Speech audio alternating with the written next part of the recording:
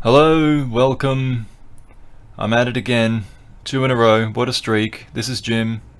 I'm going to talk to you about some combat sports, both real and fake. Yeah, that's right, I said it. Real and fake. Most of the MMA's fake, in my mind. Well, the promos are. So, let's, quick overview, because there's heaps to get into. Although, 90% of it's New Japan, because they're going crazy at the moment.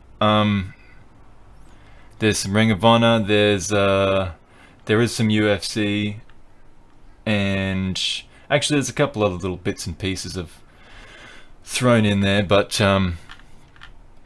yeah, this is recorded the morning of the 3rd of October, Saturday morning in my part of the world. Beautiful day today, although it has been a long morning because I'm struggling to keep up with this bloody G1. Anyway, I don't want this to drag on too long, so let's crack into it. The first one I've got here is Ring of Honor. So this is the continuation of the Ring of Honor tournament to crown the Ring of Honor Pure Champion. Oh, by the way, I've got my hot brew. Which is still too hot. Ow, okay. Let that cool. We have the winners from the last week. Jay Lethal goes by the franchise, Shane Douglas. Well, just the franchise part. Not the Shane Douglas part. But that's that's a nickname worth stealing. Good on him. I didn't know that. I don't know how long he's been going by the franchise, but he's going to face Finlay in the.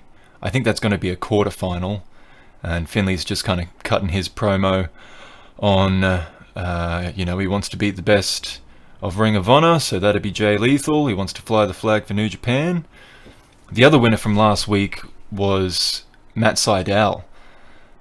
And his promo, he said that he was high on life, which is one of the dorkiest expressions of all time. And then he's talking about opened his third eye. So I guess this guy's gimmick is being like a crystal healer, motivational hippie dickhead. The kind of guy that corners you at a party and wants to... Well, he talks to you like he wants to sell you something. Anyway, I think he faces Gresham in the next round. So Gresham better stretch him. But the matches tonight, or for this, I watched them this morning, but this happened last week. It was Fred Yehi versus Silas Young. So Yehi is a savage weight. He talks about not following the drug-dealing street crowd, and he got his nickname from his amateur wrestling days. It's one of the weaker promos in this format, in honesty. The last real man, Silas Young, talks about growing up with older brothers. He's been adding to his game, such as BJJ training, but he understands that Yehi is a threat. They do a lot of chatting early on. Actually, there's a lot of, which is something I guess again with these no crowd matches that could be an addition to pro wrestling. There's not always a lot of chat that goes on, the trash talk and whatnot. I didn't pick up a lot of it in fairness, but anyway, Yehi shows some real neat techniques, and it's a pretty technical match in that pro wrestling sense. It's not like a shoot style kind of way, but Young uses a rope break early, then kind of gets his attacks in during the ad break. I was told their ads are real odd, but they're very American ads, which is kind of fun. Like the acting's even worse than pro wrestling, which is good. Like the acting in the ads, it's almost like it's so bad that it makes wrestling not seem so bad. Yeah, I don't know if they do that on purpose. But Yehi using his striking, strong knees in the corner, spinning back elbow, got a Koji clutch in. Young fights back again, shows some impressive agility, but Yehi kind of he had his number. He was more on top of this match, and It goes close to the time limit, actually, but Yehai wins with a cradle pin. They shake hands. Good match. Next one's Josh Woods versus Kenny King. So, Josh the Goods Woods, currently mentored by Silas Young. He's got a background in amateur wrestling, MMA. I actually looked that up, and he's got one amateur fight in MMA, unless the record I saw was wrong. So, I don't know. I mean, that doesn't mean he doesn't train in it, though. Speaks confidently and naturally. I like this promo a lot more than the other one. It just seemed like a normal interview, which was good. He's got respect for Kenny King, but he raises an interesting anecdote about them wherein Kenny passed judgment on Woods for coaching wrestling, and Kenny's like, well, why would you be coaching wrestling? But I don't know, it came off as a very realistic kind of exchange one would have, and Woods didn't take it like, I'm gonna rip his head off. He was just kind of like, yeah, it just kind of bothered me, and I still want to earn his respect, but at the same time I felt kind of insulted by that.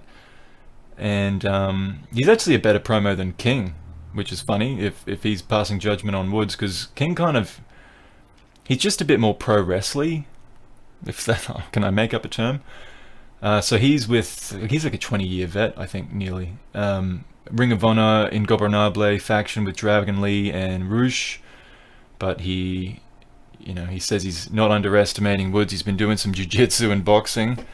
I think he said for the last couple of weeks, like doing a couple of weeks of jiu-jitsu is going to matter against someone that properly trains in it. But yeah, he just says some other gimmicky stuff about not caring about the rules, whatever. This one definitely starts shootier. I know I said shots. It starts shootier, but King throws a bit of pizzazz in, so he's clearly the more pro wrestly. I'm going to use that term again, and probably more in the future. He's more pro wrestly than Woods is. He's the more shoot style guy, but King can hang with him. In fact, he invites the young whippersnapper into his guard, which Woods kind of he's confused by it. He accepts and then promptly passes the guard into him out. But he doesn't get anywhere. He fails at a guillotine. He fails at a Kimura. He tries something a bit trickier next, where it looks like he was setting up for a Texas cloverleaf, but then he just kind of, I don't know, hung on to it, and it didn't look like it would hurt at all. But I don't know, he spooked King, I suppose, into crawling out of the ring, so that cost him a rope break, even though he argued that he didn't actually touch the rope, so it shouldn't count. But that's not true. I don't think that's right. And I've mentioned here that it's a credit to the show when it looks strange to me that the wrestlers are outside of the ring. But that's kind of my thing, maybe more so than others. Josh thinks about throwing a punch at one point, but he hesitates, obviously due to the rules. If you need a reminder, you only get one warning for punches to the face, otherwise you get, I think actually if you get, it's not just disqualified, you get like fired if you punch again. I'm assuming that's only goes for the one match, you're not allowed to punch in the whole tournament again. But anyway, Kenny punches him instead, so he earns a warning, and it kind of allows King to gain some control over the match. He tries to do a superplex, but Woods counters it into a pretty cool looking twisting neck breaker off the turnbuckle. And the clock's now counting down. It's nearly at the end of the match. Woods runs in to kick a downed King, but it's dodged. He turns it into a single leg Boston Crab, but Woods survives it. The time runs out, and it goes to the judge's decision. The commentary mull over the factors that might change what or the judges might be looking at, but the decision's rendered pretty quickly. They don't announce who scored what at first, but just that it was a split decision for Woods. King is outraged, and but it could have been down to the punch he threw. I don't know. They don't really mention what the decision's based off of from memory. So yeah, first decision of the tournament, and this was a good match. I really liked this one. And this whole episode actually was pretty good. Much better than last week. Next I've got here New Japan Strong from the LA Dojo. Kevin King and TJP actually started the show with him instead of Alex Kozlov, but he still does the weird Kozlov thing where he stands closer to the camera than Alex Kelly. So I don't know obviously a producer is telling them to do this, except now they've got a camera behind Kelly so that when TJP's facing Kelly to talk to him, they've got a camera that shows TJP's face. Like, instead of going to that effort, why not just have them stand next to each other? What are you doing this for? It's so strange. Anyway, it was just for that opening segment. Kozlov's back to commentate this Lions Break Crown tournament. Which, by the way, I feel bad. I called them geeks last week. So I went to some trouble. There's some quality content on this episode, everyone. I actually researched these guys. Oh, good. Now the coffee is perfect temperature. Oh, to get me through this. No, these were pretty good matches. We got Logan Regal versus the DKC. So Regal's got a twin brother called Sterling that's out injured, and once he returns, they'll be back to a tag team. But and then DKC, his name's Dylan Carl Cox, and he's an intense little fella, and he's only been wrestling a couple of years, but he actually controls most of this match. He's working an arm for large portions. Regal actually sells the arm pretty well too, but DKC shoots in, lifts Regal up over his shoulder, only for Regal to drop behind with a roll-up, steal the win via pinfall. That was the first match. And they do a promo afterwards. Regal comes in singing that Jay-Z song, "On to the next one." Or I don't know, whatever Jay-Z sampled that from. But yeah, it just keeps it short and simple. That was fine. Next was Clark Connors versus Jordan Clearwater, the Golden Boy. So he's been wrestling a few years kind of around about the California area. Says he's been a champion for Empire Wrestling Federation. And of course, Connors is the New Japan Dojo representative. Bringing all that dojo intensity. And he takes Tall Boy to the dojo for a while there with some fighting spirit spots. There's a stiff shoulder block from the side. He bounces off the ropes from the side and just thuds into Clearwater straight out of his old football days. There's a neat spine buster in response from the Golden Baby, and Colton kicks out, hits a spear, Boston Crab, and Clearwater doesn't kick out, he taps out straight away. Good match this one though. And I made fun a little bit. He's not the Golden Baby, he's the Golden Boy, but he was good. Clearwater kept up with Connors during this. So they do the promo afterwards. Connors welcomes these newbies into the den. It's a decent promo, but the real charisma, let me tell you, is shown during these cleaning product ads they play on every show. So Connor's kind of the over-the-top excited one about these, I don't know, this is Japanese cleaning product, which in fairness he might actually be excited about because they probably do a lot of that stuff in the dojo, but I don't know. If you usually skip that ad, you shouldn't. It's great. Watch it at least once. Anyway, next match, Danny Limelight and Barrett Brown. Limelight comes out kind of dancing. Brown's into his dance moves. These guys they're both pretty experienced. Barrett Brown has been a pro for over a decade, and he's only 26 years old. And Limelight's got about 6 years experience.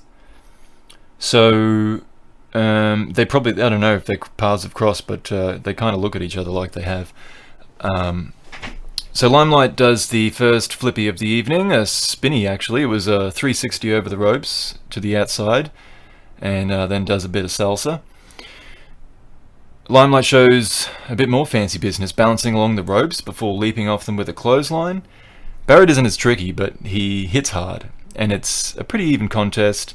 There was a little part of this match that I really liked. It was when Limelight tried to drop behind on a suplex, but he didn't have a great grip on Barrett's head. So instead of them cooperating, Limelight knees him in the back to make him drop down, and then that allows him to secure the head.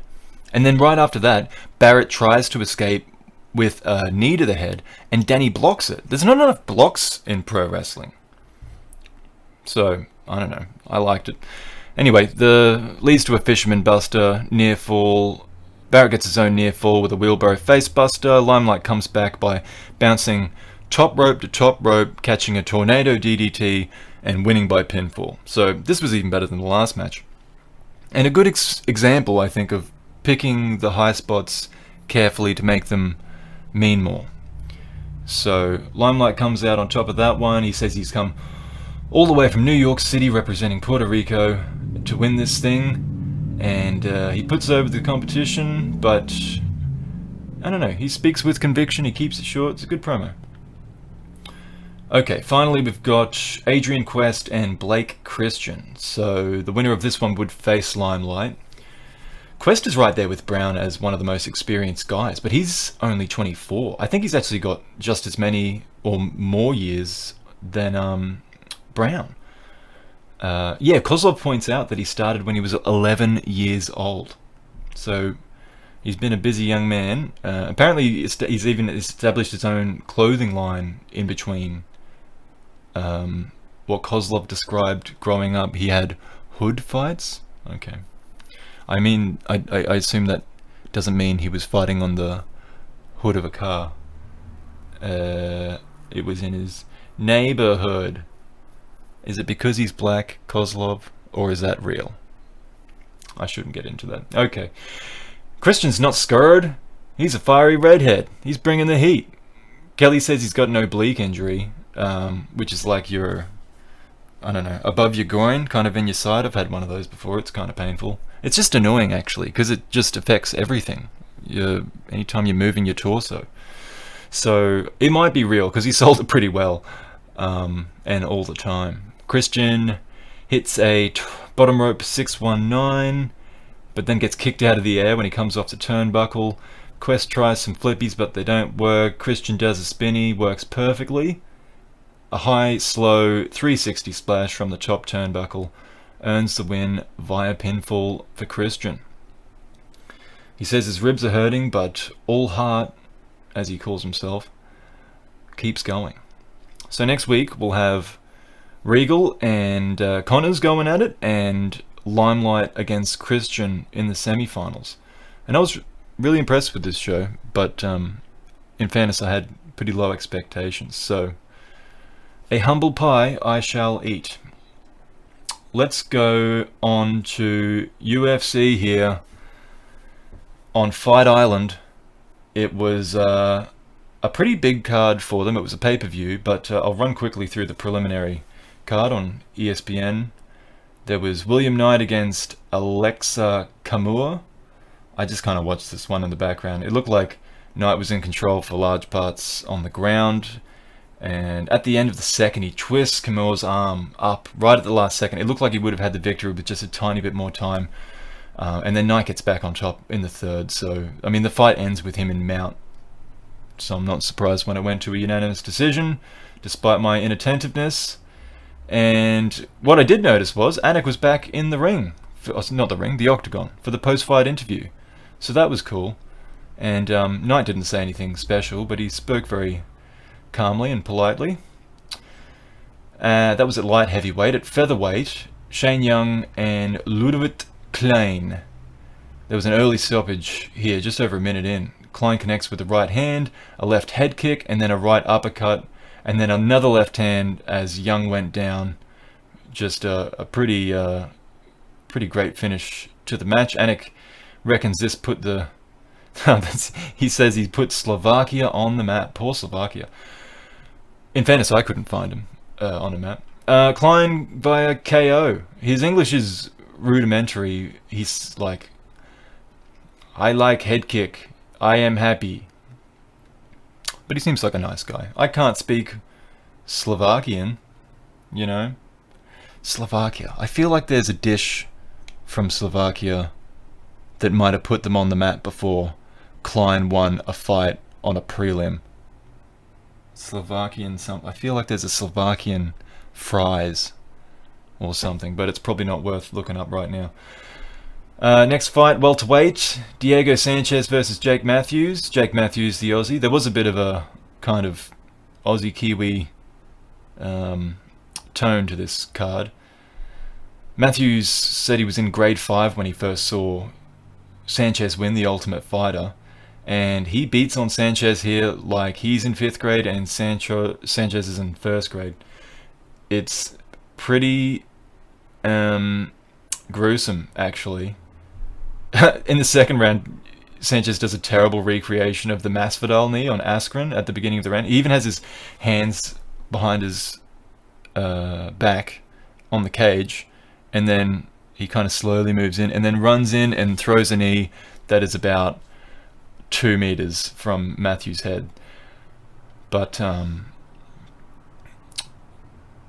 yeah, and then he gets knocked down with a right hand. Heavy grounded pound punishes him, but Sanchez survives despite being he's just painting the mat with blood.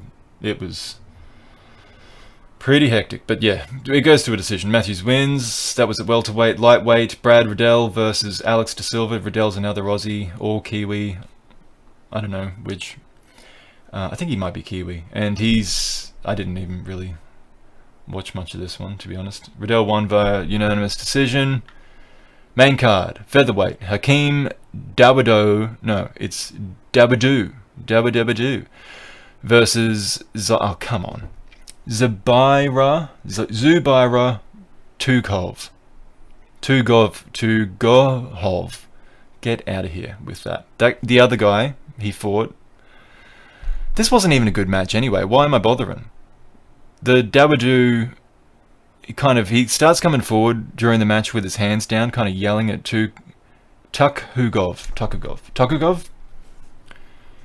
Like, because I don't know, he won by decision or split decision, Dawodu, and he blamed Tukugov for running and making it a boring fight. But I don't know who to blame. I just know I wasn't interested. Women's bantamweight, this one wasn't spectacular either, didn't really watch. I was at my friend's place watching this, so it was harder to take notes, But in honesty, I don't think there was much to say about those two fights.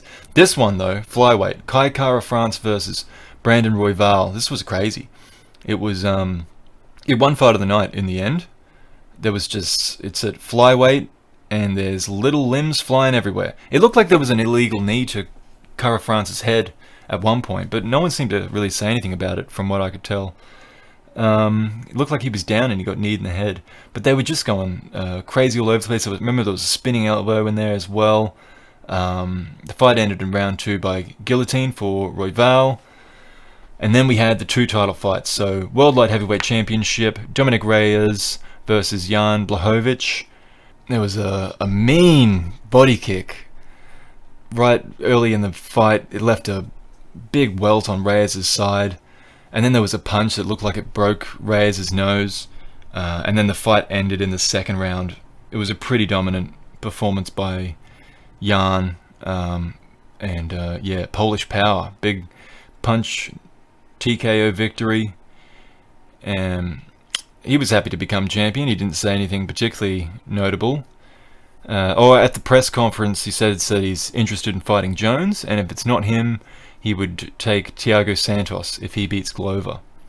But he'd just become a father for the first time, so he was mostly interested in just going home and celebrating that. Then we had the main event, World Middleweight Championship. Oh, by the way, I don't think I mentioned, that was a vacant championship because John Jones vacated it to move up to heavyweight. So, yeah, Jan Blachowicz, the not the lineal, but the new World Light Heavyweight Champion.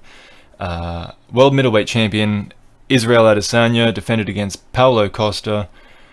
They started out pretty cagey at the beginning. Adesanya's making fun of Costa's lack of action for a moment by calling him Romero. You can hear it because there's no crowd.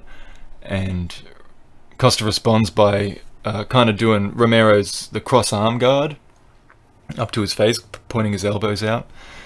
But it didn't make him feel like he should do anything else. Adesanya just kept kicking him in the leg, which quickly discolored Costa's legs. There was one in particular that just, you could see all the marks down his leg. And then there was a strong body kick and a head kick in the second round that cut Costa's eye, the right eyebrow open. Finally, it was just a glancing left hook that finally dropped Costa, and then the mounted punches finished him off in the second round there. Adesanya humping Costa before dismounting, which he later was really angry about, but dominant win by the champion. And then afterwards, between that and the decision being announced, Adesanya's got this long rant for a bemused-looking Dana White about the purse percentages for missing weight, and then he rambles about that on the mic as well. And then he invites his coach over, who's got a mask on, and Adesanya's kind of like asking him questions, and is just through the mask. But he does say that Cannonier is next. Adesanya says if he beats Whittaker dominantly, then Cannonier's next, and he'd also like to face Hermansson, which is and that's it. That's the middleweight division. If he beats both of them, unless there's, I guess there's that new guy that Cam's that guy. But in terms of the top 10, he's really cleared that division out after those two. Because Hermansson's like ranked 7 or 8, I think. And then in the press conference, he says that Costa's a bully. He said he shaved off his pink hair. He had pink hair before. He said his dad told him it would make him easier to see and hit. So he's like, oh yeah, that makes sense. So he shaved it off. He's asked about his chest. Oh yeah, there was like some gyno. It looked like gynecomastia, I think it's called. The effect you get or can get from steroid use, and it produces extra or just estrogen, which sometimes gives you puffy nipples. I'm not saying this from experience at all. My nipples are naturally puffy, but yeah, he just kind of like brushed off the question because he's been talking so much smack about Costa being on steroids. So yeah, that's a bit of a question there. And then the other one at the press conference, Dana White, he gave performance of the night bonuses to the 2 championship winners. He said Adesanya won easily. He saw Jan look great. He said that the Adesanya-Costa stare down had the highest view count ever. Like higher than the Conor versus Khabib stare down. I don't know what that says. I mean, that would just be on YouTube. I don't know. We'll see what the pay-per-view does, I guess. But he agreed that Cannonier was next in line if he wins the fight against Whittaker. Everyone's writing off my boy Whittaker. He thinks Adesanya's the next big star in the UFC. He's asked about Diego Sanchez's future and says it's hard to talk about the end with these guys, but Sanchez's record isn't that bad lately, so he might not have to have that talk quite yet. And on the same night, there was some boxing. I didn't watch it, but I'll quickly touch on it. At the Mohegan Sun, the Charlo twins, Jermel and Jamel. No, it's Jermel and Jamal. No, it's Jermel and Jamal. Jermel Jamal. I'm a big fan. They fought in a double header. So I just thought this was interesting because I don't think there would have ever been twins fighting on the same pay-per-view as like co-main eventers on a combat sports card before. And they both won. Jamal, the older brother, by 1 minute, retained the WBC World Middleweight Championship with a unanimous decision over Sergey Derevyanchenko. Yes, I said that correctly. So he's 31-0 now. And then in the main event, Jermel Charlo at light middleweight retained the WBC light middleweight title and took from Jason Rosario the WBA super light middleweight title, the IBF, and the vacant the ring light middleweight titles, unifying 3 out of 4 of the main titles in the division. That was a bit more exciting. This Charlo brother swings heavy. Just from the first bell, there was a knockdown in the first round. There was he knocked him down again in the 6th, and then it was a jab to the body that ended up finishing Rosario in the 8th. So he's nearly the undisputed champion there of the super middleweight division in boxing, and he's 34-1, his record. Anyway, here we go. I digressed for long enough. Here is the G1 climax. Let me see, is there any breaks? I think there is one or two other things as we go through all of these cards. So, let me have a sip of coffee first. There's a lot to get through, and we're already 30 minutes in. Alright, what a professional I am. Okay. Kobe World Hall. We have Gabrielle Kidd versus... Gabrielle? That's the girl version, right? He probably prefers Gabriel. Gabrielle Kidd versus Yota Tsuji. And Kidd wins after a double underhook suplex. And he is really pumped about it, which is good. He goes over to Tsuji to rub it in, and he runs his mouth a bit about the LA dojo. And after the match, Yota is uncharacteristically on topic, giving Kidd credit for the hard work and the victory, but promises to win their next 4 bouts over the coming weeks. Kidd's annoyed about Tsuji's previous comments about his work ethic and such, and he rattles on for a while, but shows some spirit and turns it into a decent promo. But on to the main stuff. A block, Taichi versus Yujiro Takahashi. Yujiro gets the jump on Taichi and uses his pimp cane until the bell rings, because he must be under the impression that the rules matter, you idiot. Taichi pushes the referee over, kicks Yujiro low, and beats him with a stupid looking pin, which the referee counts without hesitation, because the rules don't matter, you idiot, Yujiro. The referee just had no objection to being pushed over. So Taichi wins. Yujiro speaks in sexual innuendos while touching his groin. That's his promo, thank you. Taichi refers back to Yujiro's past with Naito and says that they carved a path for him. So that was nice. And he considers this the favor returned by kicking him in the balls, I guess. So he's looking forward to Okada being next. The second match of the A block, Jeff Cobb versus Minoru Suzuki. So Cobb ankle picks Suzuki at the beginning of the match and smiles, which is obviously a nod to their Ami wrestling backgrounds, until Suzuki he invites Cobb into his guard, and suddenly Cobb's confidence goes missing. It's a unique approach to the mat-based start to the match, but it was good. Suzuki catches Cobb in an ankle lock and gives Cobb kind of like a gotcha finger gun after they break due to the ropes. Cobb's dragged outside. Suzuki just takes control of the bout from here. There is one comeback that Cobb manages to mount, but soon thereafter he falls to a gotch-style pie driver. I like this match though, it's pretty good. Suzuki's still unhappy about people referring to his age, though, and suggests that people not compare him to others. He declares that he will win the G1. Kota Ibushi versus Tomohiro Ishii. Ishii corners Ibushi and insists he gets elbowed in the face, and somehow that just works perfectly for Ishii.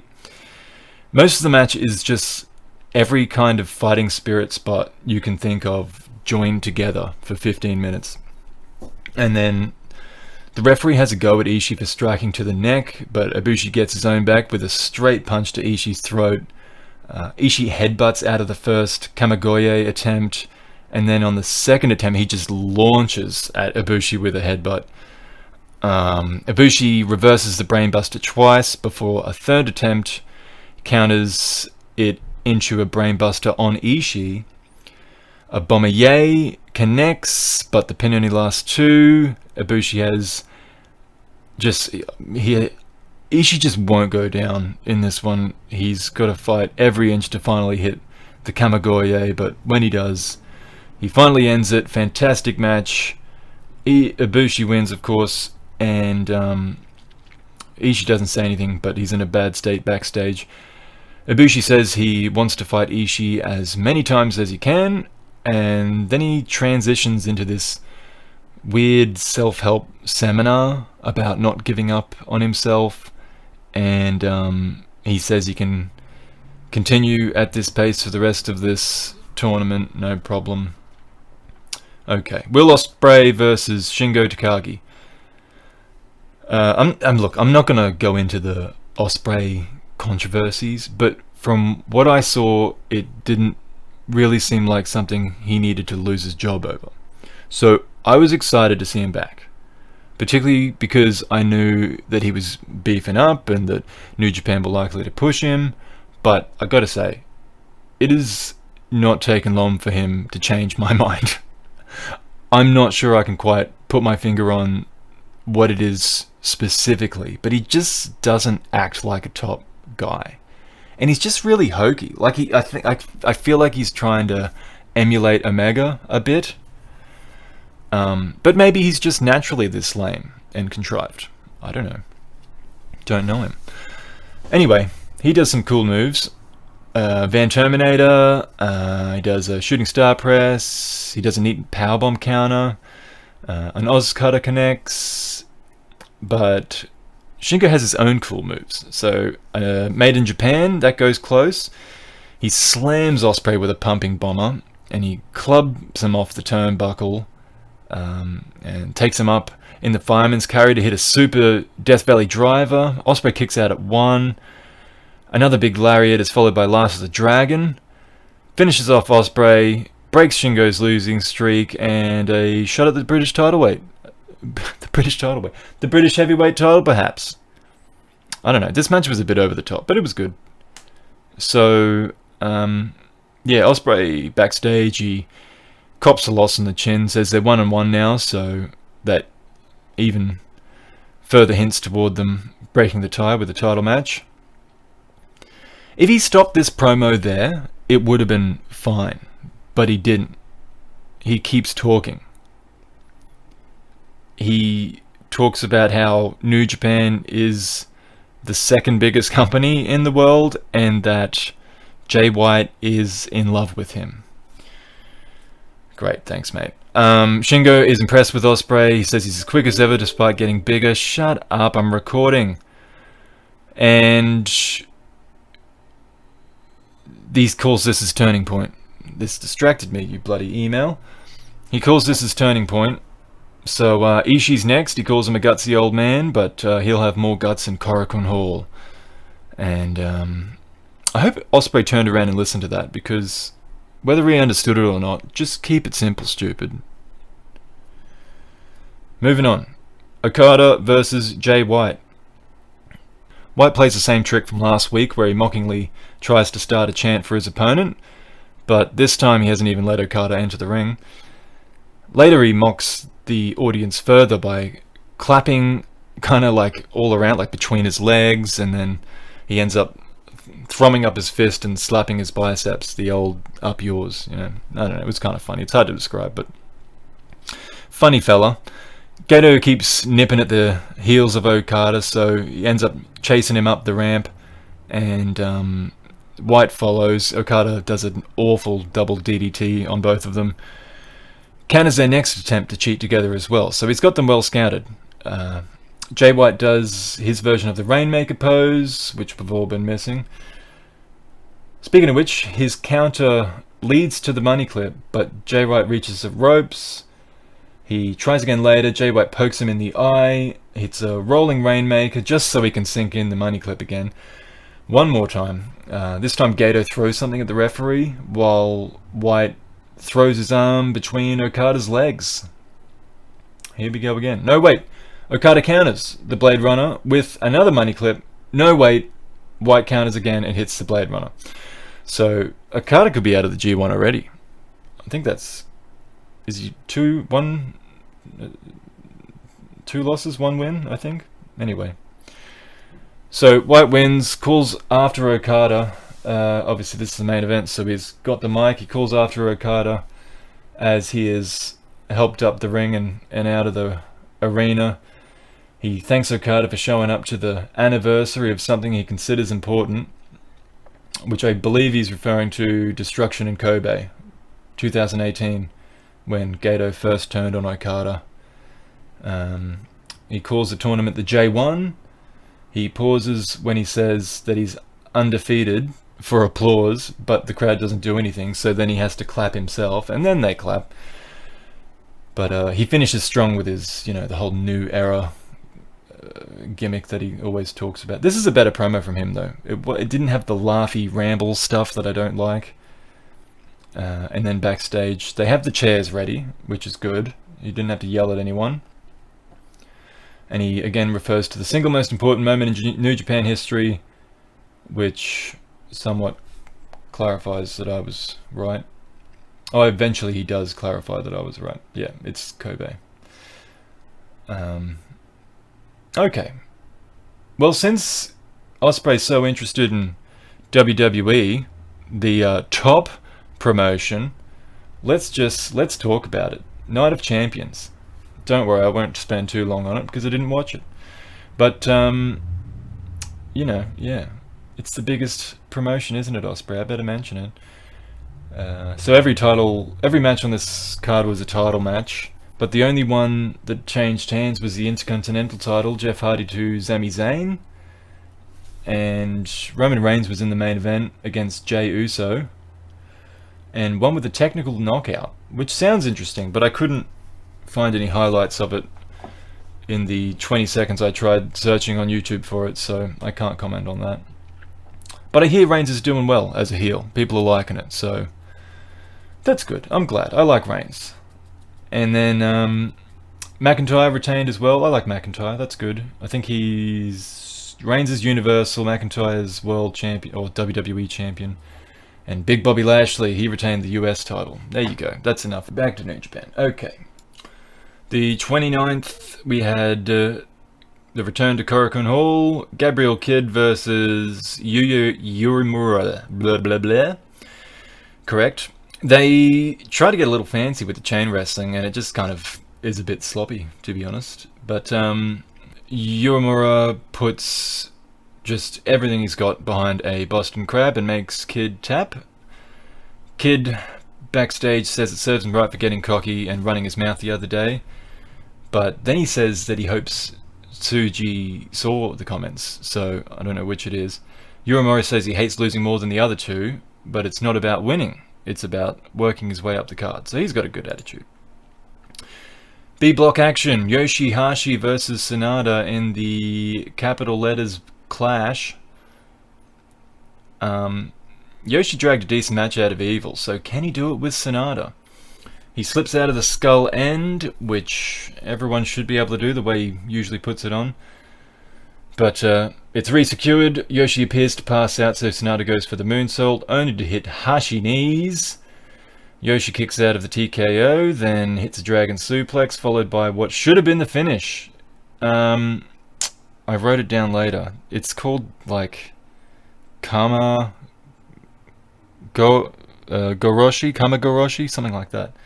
It's like a side fisherman driver. It should be his finish. Anyway, then he goes for Kama. Sanada reverses it into a skull end, spins him round. Yoshi cradles him up. That doesn't work. Goes back to Kama. Pins Sanada. Wins with Kama. Yoshihashi. Big upset. And a good match from Yoshi, despite, last time it was a good match despite the finish. This time it was a good finish. So, good for Yoshi. And the debris of the loose explosion is all over Sanada's face. 0 out of 3. Yoshi backstage remembers trying out for New Japan with Sanada 15 years ago, and neither of them were picked. He says he hasn't beaten him before, so this is a big win, but he wants to continue the success. And Sanada doesn't comment most of the time, so he certainly wasn't going to show his face after this embarrassment. Next match. Sorry if I'm rushing through this a bit, but oh my goodness, there's so many matches. Zack Sabre Jr., what are we up to? 45 minutes. Versus Kenta. Kenta's famous kicks are a rough start to this contest for Zaki. He tries to stand up to him, but Kenta's just a bully early on. He hits the shotgun kick, he hits a corner drop kick, he hits the double foot stomp. Zack Sabre Jr. kicks out of that. The Buzaiku. whatever it is, the knee. When he runs into his head with his knee, when he does that, Sabre kicks out. Then he does go to sleep, but Zack fights out of that. He doesn't hit it. Kenta shows off an impressive ground game, being able to do more than defend against Zack, but actually, eventually, the grappling does go the Brits' way. Kenta breaks on the ropes. They slap the crap out of each other. Another hard knee lands. Zack's done. Go to sleep finishes the job. And Kenta really handled Zack well. It was almost like a sprawl and brawl game plan, because Kenta's the better striker. But yeah, he kind of was able to counter a lot of what Zack would do on the ground and keep his distance and, yeah, just keep hammering him. So Kenta's glad to see the less rotund camera person, who I talked about that last week. He was calling the poor guy fat. He also said he was unhappy because that cameraman wouldn't sit down with him to film as Kenta sat down. He briefly goes back on topic, but he says it was kind of just strange. Like, he says he didn't raise Zack Sabre Jr. this way, and he must be going through his rebellious phase. But then he makes the camera person to promise to be there next time, before lamenting that his favourite TV show was cancelled. So that was a roller coaster. Tanahashi versus Juice Robinson. Well, isn't this just a super babyface bout full of sunshine? Juice violates COVID protocol by aggressively spitting when he talks to the referee. This is not the reason that the referee lets Juice punch Tanahashi in the face, as far as I know.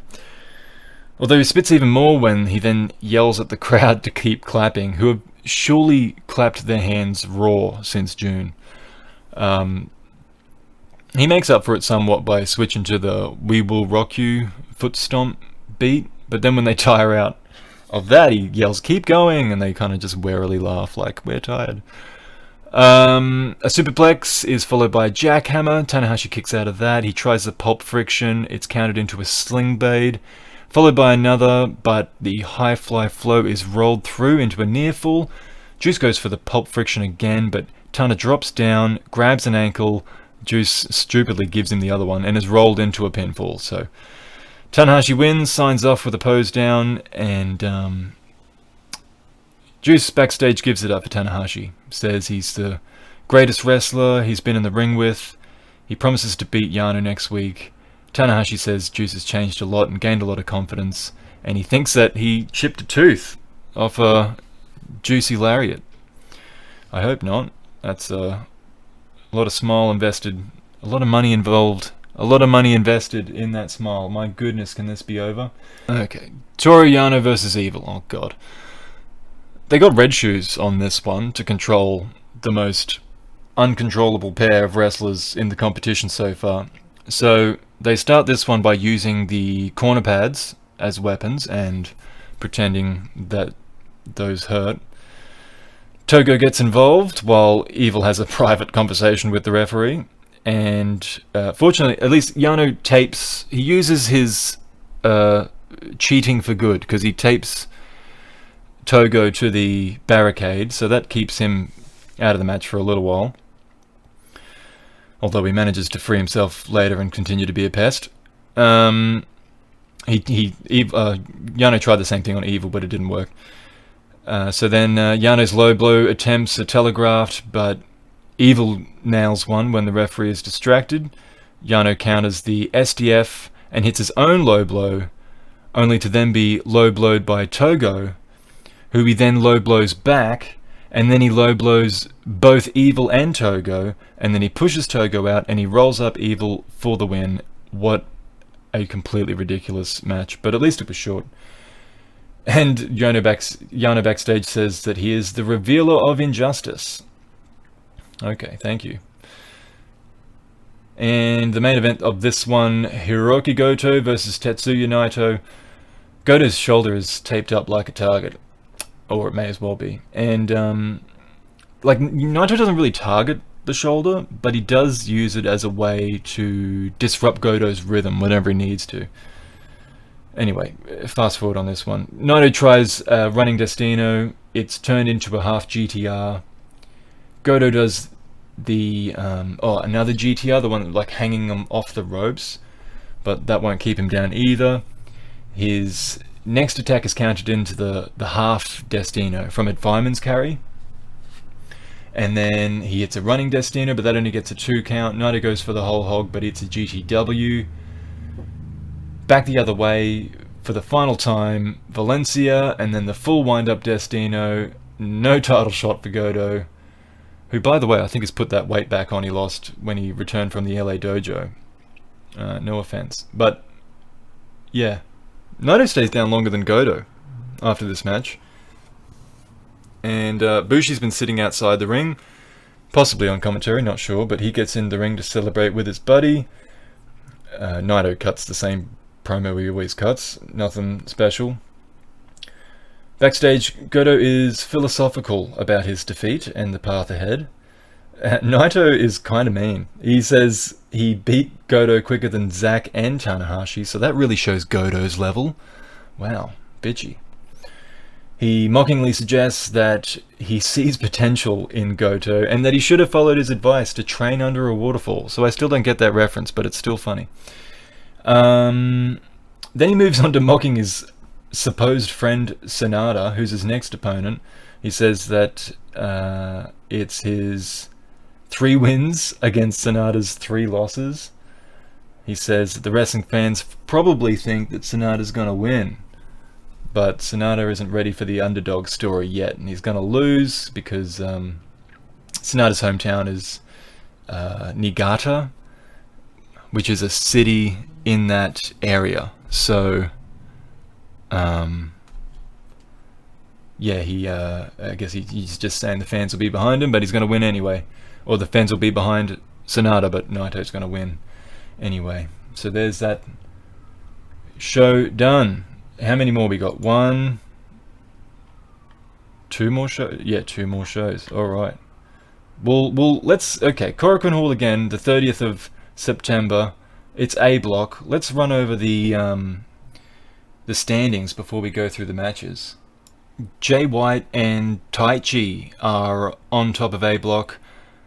6 points each, 3-0 each. Below them is Will Ospreay, Minoru Suzuki, and Kota Ibushi on 4 points each. Jeff Cobb, Okada, and Takagi are all on 2 points. And Ishii and Yujiro are both on 0 points.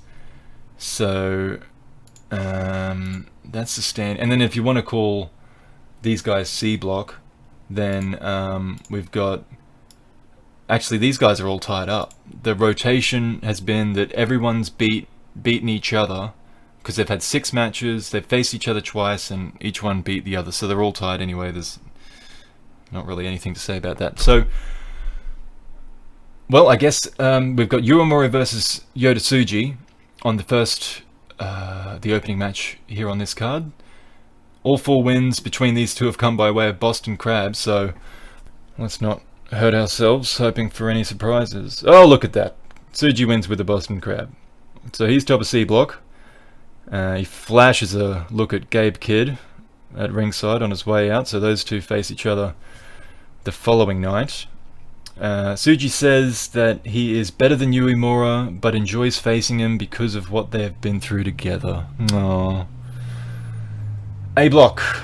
Minoru Suzuki faces Yujiro Takahashi. This is just brawling around the ring with 0 regard for the rules. They fight for like 5 minutes before the referee starts a count. Cool.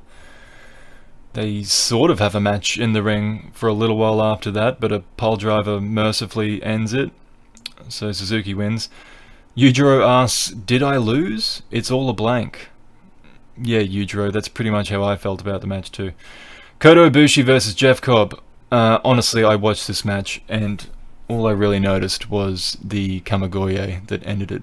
I'm not even having a dig. It was probably decent, but yeah. Ibushi won. Cobb insists on cutting promos despite having absolutely nothing to say. Ibushi shows us his teeth. It looks like he's got like a chip or a gap or something. He says that the G1 is causing them to become looser. But that winning the tournament's more important than his smile. How about that? And yeah, that's I don't know if that's new or not, but I did notice something in kind of his front teeth.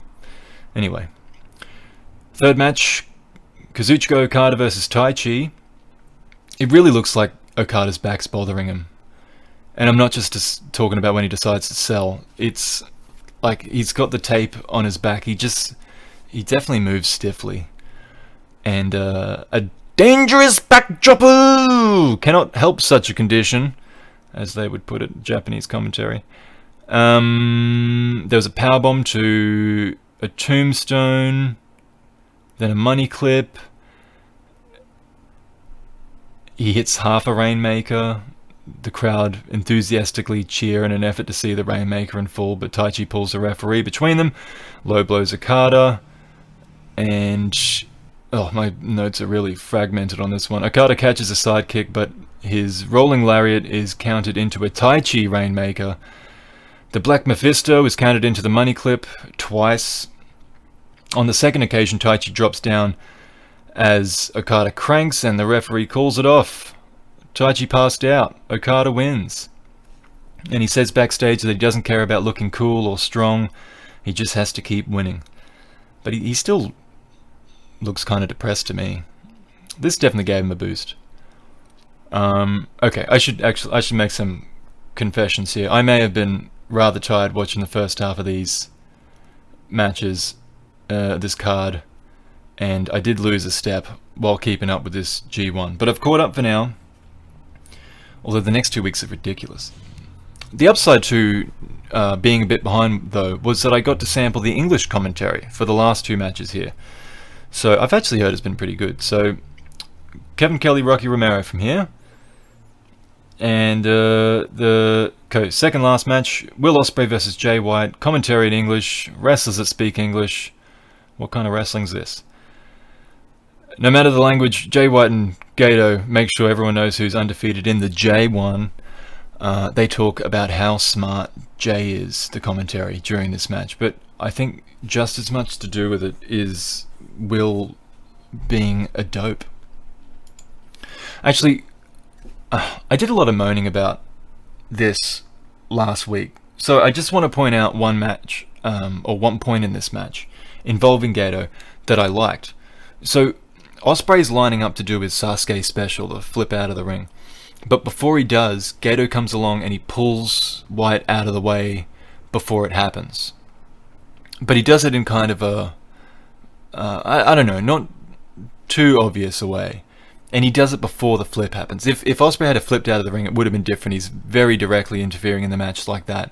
But, I don't know, I think there's a little bit of credibility to it that a cornerman should be able to kind of put his arm around his fighter when he's outside the ring, since the fight's meant to be going on inside the ring.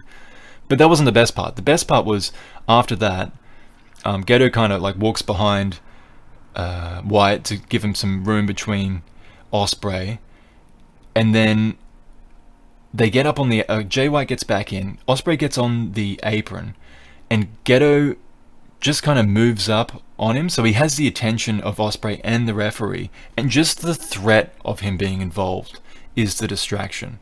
So the referee doesn't look stupid here. He's got an eye on Gato, and as soon as he sees Gato come near Ospreay, Red Shoes commands him to stop, which he does.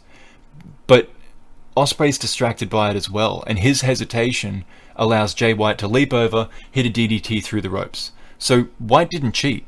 There's nothing that the referee needs to really be too concerned with here. He just took advantage of the situation. So the Red Shoes doesn't look stupid. Ospreay looks naive, but it was reasonable for him to address the threat of Gato. Gato was only on the edge of doing something wrong. He didn't get physically involved.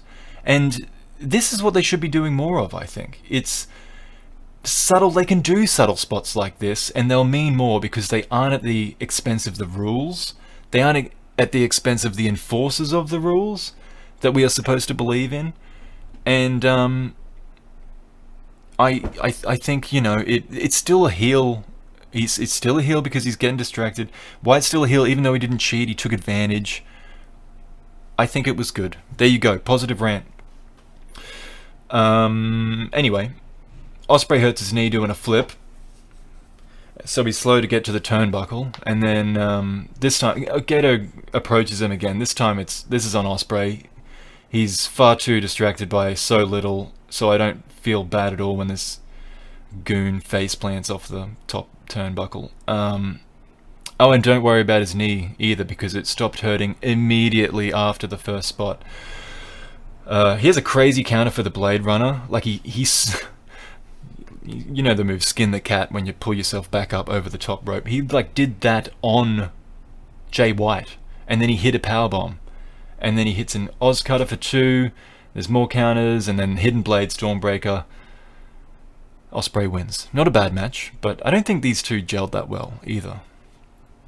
In the promo, Ospreay pretends that he's got an earpiece with breaking news that the J1 is postponed due to a Will Ospreay breakout. I don't know how to feel about that line, but I will say this. His curly mop of bi-coloured hair looks ridiculous. And then he starts bleating about being the Billy Goat. I tell you what though, this promo confirms to me that he is trying to be Kenny Omega. His cadence is the same, and Kenny Omega has a very distinct cadence. So it's a terrible promo. Tomohiro Ishii versus Shingo Takagi, our main event. Now we're talking. So they start this one by running straight at each other until someone falls down. And then they start walloping each other until someone falls down. And then they start hurling each other. That's most of the match. Shingo hits a cool pop-up DVD about the 20-minute mark. They both go down. They slowly rise with just kind of dangerous headbutts. They hit elbows both ways. Shingo throws in a GTR, then cracks Ishii with a pumping bomber. Ishii kicks out, and Korakuen it rumbles the arena with the thunder of stomping and applause. It's 4 minutes left. Ishii hits a face breaker of a lariat, followed by the brainbuster to finally pick up his first win of the tournament. So Ishii wins. He forgoes the in-ring sign-off, but he does decide to stop in backstage. He says that this match was an everyday affair, and that his battles go beyond wins and losses. And Shingo says he's a maniac and an old bastard. So there you go. If my math is correct, these are the A block standings, and this is current now. Will Ospreay is 3-1 at 6 points. Minoru Suzuki 3-1, 6 points. Those guys are top on head-to-head because Ospreay beat Jay White. So Jay White's on 6 points as well. Taichi's on 6 points, but he lost to Minoru Suzuki. And Ibushi's on 6 points, but he lost to Jay White. So, I mean, we're early on. Those head-to-heads might not come into play anyway, but yeah, 5 of the guys are on 6 points. Okada's on 2. Sorry, no, he's 2 for 2. He's on 4 points. Cobb's on 2 points. Ishii's on 2 points. Ahead of Shingo Takagi, also on 2 points head-to-head. And Takahashi's lagging behind on 0 points. Next up, we got the final. We are to the final. What are we up to? Oh, it's going to be the same length as the last one. G1, 1st of October in Niigata. Gabriel Kidd versus Yota Tsuji. So this has become the most heated rivalry between the three guys, and you can tell that way from this fight. Every movement is aggressive. Every attack has bad intentions. Tsuji mixes it up with a single leg Boston Crab, but that doesn't work. Kidd goes for the double underhook suplex. Tsuji powers out and hits a power slam. He goes for the full crab, but Kidd's too close to the ropes. Kidd locks in his own version of the move, and Tsuji continually drags himself toward the ropes before finally breaking the hold. Kidd locks his arms, but again Tsuji just has enough left to lift out of it, and with a surge of energy, Tsuji locks in the Boston Crab right in the middle. It's Kidd's turn to dig deep. Tsuji gives him a chance actually, because he tries to readjust the hold, and then Kidd counters that into a pin. There's a nice dropkick from Kidd and a hard spear from Tsuji as the clock's counting down. They both desperately attempt pins, but the time limit's reached, and the referee has the unenviable job of trying to separate them as they still try to fight each other. Really great match, goes to a draw, and at least Kid kept Tsuji from going too far on top, or too far clear on top of C block. So it's backstage, Tsuji admits they're evenly matched, which buries Uemura because he just said that he was above him. And then Kid just says that he's would have kept fighting him for as long as he took, or for as long as it would have taken. Now, B block standings. Before the B block matches here, we got Tetsuya Naito 3-0 6 points, Toru Yano 3-0 6 points. Then below that on 4 points, we got Juice Robinson and Kenta. On 2 points, there's a big group: Zack Sabre Jr., Hiroki Goto, Evil, Hiroshi Tanahashi, and Yoshihashi, followed by Sanada on 0 points. So it's first versus last in the main event. But first, Juice Robinson versus Toru Yano. The surprisingly undefeated Yano receives a thorough physical checking by the referee while Juice takes his time getting his gear off. Yano gives him one of his t-shirts to wear, which Juice naively puts on and is nearly pinned as soon as it goes over his head. Then Yano squirts soap in his face with his little spray bottle, and Juice retreats to the outside to wash his eyes. Yano follows him out, but Juice takes his spray bottle and just empties it all over Yano's face, blinding him, and he nearly gets counted out. Yano runs away again, luring Juice out onto the ramp. He tapes his legs together, forcing Juice to hop back into the ring, but he manages to untie himself, avoid the low blow attempt, goes for the pulp friction. Yano countered it the same way Tanahashi did in Juice's last match, but this time Juice is smart enough to stack Yano rather than fall forward into the pin. So he wins. He wins off that pinfall. He takes the victory. Yano backstage makes excuses as he just kind of passes straight through the press area. But Juice stays to gloat and make a fool of himself with the old George Bush fool me twice mix-up. Except George Bush got the phrasing right. He just realized in the moment that he didn't want to say shame on me, so he changed it, while Juice just started with fool me once, shame on me. And then it took him a while to figure out where he went wrong, and that was the highlight of that promo. Next match, Hiroki Goto versus Zack Sabre Jr. Zacky boy back to his old ways in this match, because he got flogged by Kenta, but he's tying Goto in knots from the off on this one.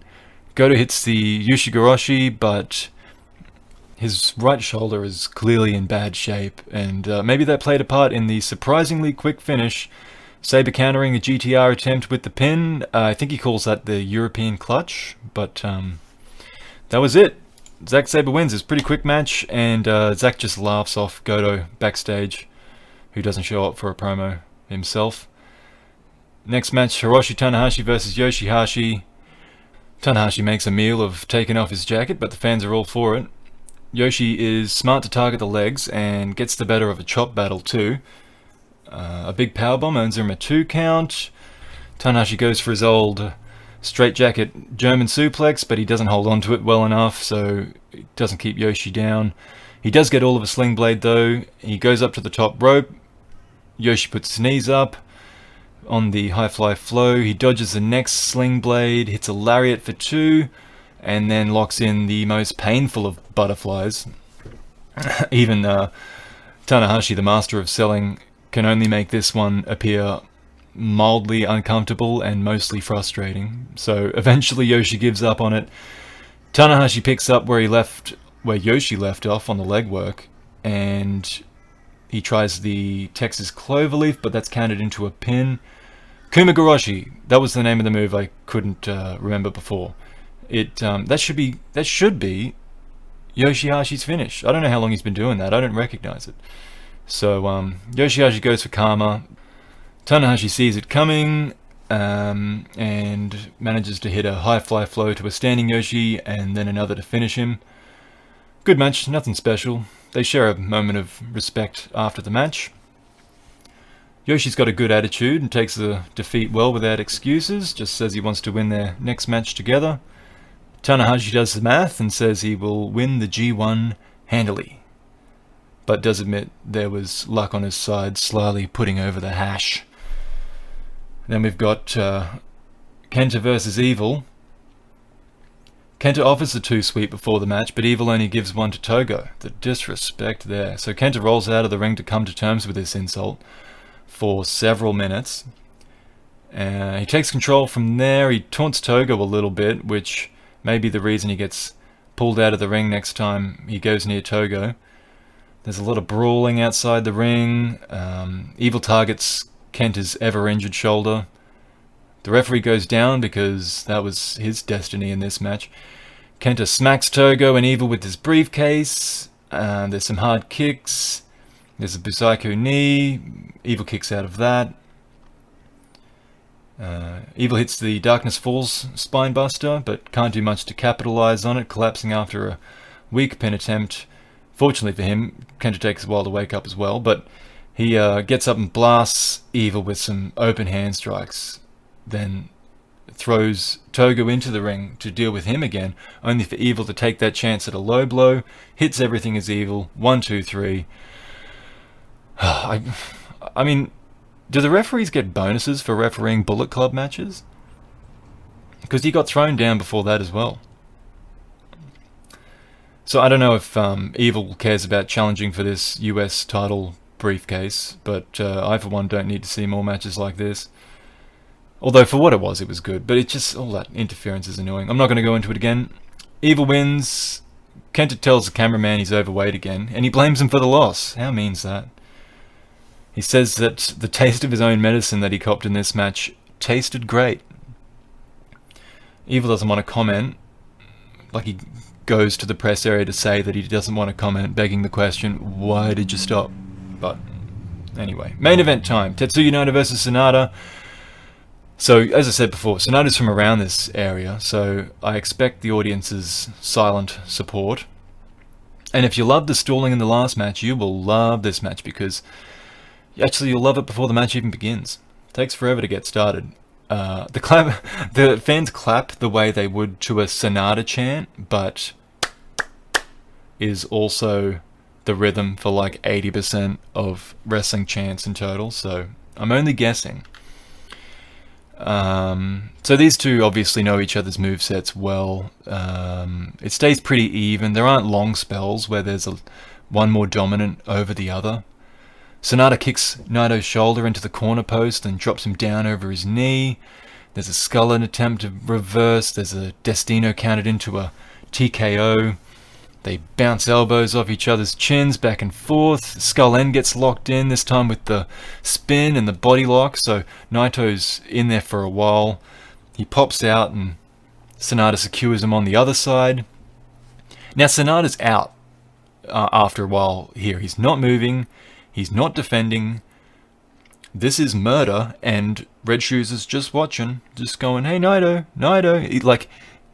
He hasn't responded the last 10 times you asked. Why haven't you called the match off? Whatever. Thanks, Red Shoes, because we got more of a match out of it thanks to that, because it turns out Naito was still alive. He moves out of the way for a moonsault. There's 5 minutes to go. Sonata sees a running Destino coming from a mile away, but then Naito hits one straight after that. Sonata kicks out, counters the next one, so they're at a stalemate again. There's time's running out. Sonata hits a half Destino on Naito as a counter to one of his moves, and he kind of has a chuckle to himself, which is rare to see out of Sonata. And he hits the moonsault to Naito's back. He hits another one to his chest to win by pinfall. Sonata finally breaks his duck, but even better, he'll be getting this match down the track with the titles on the line. So Sonata throws up his fist, and while Naito takes his time, he eventually returns the LIJ salute before leaving the ring in frustration. So Sonata wins. He stands in the ring admitting it's been a while, but he wants to see the lights. They dim the lights for him, and everyone puts their phone lights on. And then Sonata just thanks the crowd, says Nagaoka is his favorite place, or the place he loves the most. Backstage, Naito says he doesn't want to make excuses. Sonata's awesome. Yoshihashi's next in his second home of Hiroshima, so he'll restart his winning streak there. And he kind of backhandedly admits that Yoshi's doing well, like it comes to a surprise to him. Anyway, there's a if I got my math right here, Tetsuya Naito and Juice Robinson are on top of B block with Yano behind Juice on head-to-head. Kenta, Zack Sabre Jr., Evil, and Tanahashi are all on 4 points. Goto, Yoshihashi, and Sanada are on 2 points each. And the next 2 weeks of G1 is non-stop. So we'll see how I go. And then there's Best of Super Juniors, which will take place in November alongside the Tag League tournament. Oh boy. Usually this time of year is slow for New Japan. So I guess if there's any upside to this epidemic, it'd be, at least, in terms of pro wrestling. Then I suppose this is it. But I've got my work cut out for me. There it is. 1:15 again. I'm sorry if I rushed through this. I've got somewhere to be. Thank you very much for listening. And until next week, have a good one.